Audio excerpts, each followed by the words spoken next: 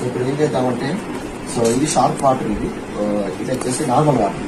Okay, so ఈ రెండింటికి కూడా డిఫరెన్స్ ఉంది.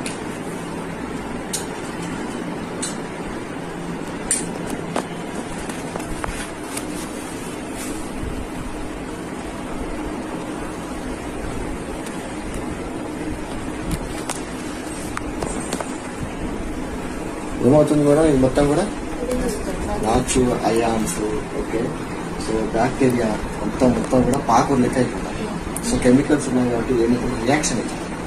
సో ఇది వచ్చేసి ఏం కెమికల్స్ లేదు కాబట్టి వాటర్ లెక్కనే ఉంటుంది. ఇది ప్యూరిఫైర్ వాటర్, ఇది బోర్ వాటర్. ఇక్కడ మనం తాగే వాటర్ కూడా ఇట్లా లేదు.